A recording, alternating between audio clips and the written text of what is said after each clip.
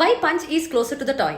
So ഈയിടെ social മീഡിയയിൽ trending ആയിക്കൊണ്ടിരിക്കുന്ന വീഡിയോ ആണ്. ജപ്പാൻ സൂവില് ഒരു പഞ്ച് എന്ന് പറയുന്ന ഒരു മങ്കി ബേബി മറ്റു മങ്കികളിൽ നിന്നും ആക്രമണങ്ങളോ അവഗണനകളോ നേരിടുന്ന സമയത്ത് ഓടിപ്പോയിട്ട് ഒറാങ്കുട്ടാൻ ഫ്ലഷി ടോയിനെ കെട്ടിപ്പിടിച്ച് ഇരിക്കുന്നത്.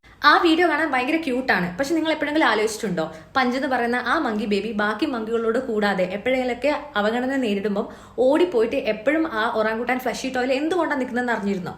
1950കളില് സൈക്കോളജിയിലെ ഡൊമിനന്റ് തിയറി പ്രകാരം എന്താ പറഞ്ഞിരുന്നതെന്ന് വെച്ചാല് ബേബീസിന് അമ്മയോട് സ്നേഹം അമ്മ ഫുഡ് തരുന്നതുകൊണ്ടാണെന്ന്. പക്ഷെ ഇതേ സമയം ഈ ഒരു തിയറി ഇങ്ങനെ തന്നെയാണോ എന്ന് അറിയാൻ വേണ്ടിയിട്ട് ഹാരി ഹാർലോ 1950s കുറച്ച് മങ്കി ബേബീസിനെ വെച്ചൊരു സ്റ്റഡി നടത്തി. ഹാരി ഹാർലോ ബേബി മങ്കീസിനെ അവരുടെ ബയോളജിക്കൽ മദറിൽ നിന്നും അകറ്റി. എന്നിട്ട് എല്ലാ മങ്കി ബേബീസിനും 2 സറോഗേറ്റ് മദേഴ്സിനെ കൊടുത്തു. ഒന്ന് വയർ മദറും ഒന്ന് ക്ലോത്ത് മദറും എന്ന് പറയും. വയർ മദർ കോൾഡ് മിൽക്ക് കൊടുത്തു, എന്നാൽ ക്ലോത്ത് മദർ നല്ല സോഫ്റ്റ് ആയിട്ടുള്ള ടച്ച് ആൻഡ് വാം കൊടുത്തു. ഈ എക്സ്പെരിമെന്റിലൂടെ ഹാർലോ എന്താ കണ്ടതെന്ന് വെച്ച് കഴിഞ്ഞാൽ കൂടുതൽ മങ്കി ബേബീസും കൂടുതൽ ടൈമും അവരുടെ ക്ലോത്ത് മദറിനെ കെട്ടിപ്പിടിച്ചുകൊണ്ടിരിക്കുകയായിരുന്നു.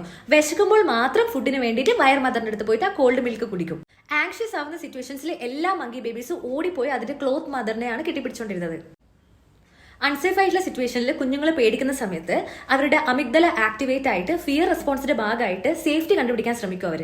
അപ്പോൾ ഈ കുഞ്ഞുങ്ങൾ നല്ല വാം ആൻഡ് സോഫ്റ്റ് ആയിട്ടുള്ള മെറ്റീരിയൽസിൽ കെട്ടിപ്പിടിക്കും. അതേസമയം ഓക്സിറ്റോസിൻ റിലീസ് ചെയ്തിട്ട് സ്ട്രെസ് ഹോർമോണിനെ കുറച്ച് നമ്മുടെ നെർവസ് സിസ്റ്റത്തിനെ കാമാക്കും. ഇതിന്റെ അർത്ഥം ഒരു ശരിയായ കെയർ ഗീവർ ഫീഡിംഗ് മാത്രമല്ല ചെയ്യുക, അതേ സമയത്ത് വാം ആൻഡ് ടച്ച് കൊടുത്തിട്ട് ഒരു കുഞ്ഞിന്റെ ബ്രെയിൻ റെഗുലേറ്റ് ചെയ്യും.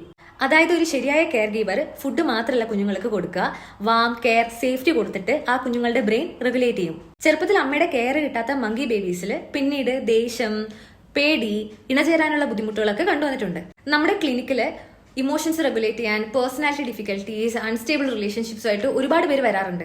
ഇവരോടൊക്കെ കൂടുതൽ സംസാരിച്ച് എക്സ്പ്ലോർ ചെയ്യുന്ന സമയത്താണ് നമ്മൾക്ക് മനസ്സിലാവുന്നത് ചെറുപ്പത്തില് പാരന്റ്സിൽ നിന്നുണ്ടായ ഒരു നെഗ്ലെക്ട് അല്ലെങ്കിൽ ഇമോഷണൽ ഇൻകൺസിസ്റ്റൻസി ഒക്കെയാണ് ഈ ഒരു ബുദ്ധിമുട്ടിന്റെ മെയിൻ കാരണങ്ങൾ.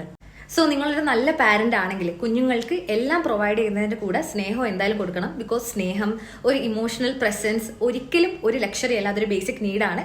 അത് കുഞ്ഞുങ്ങളുടെ ഗ്രോത്ത്, ബ്രെയിൻ ഗ്രോത്ത് ആണെങ്കിലും ഇമോഷണൽ മെച്യൂരിറ്റിനാണെങ്കിലും ഒരുപാട് ഹെൽപ്പ് ചെയ്യും.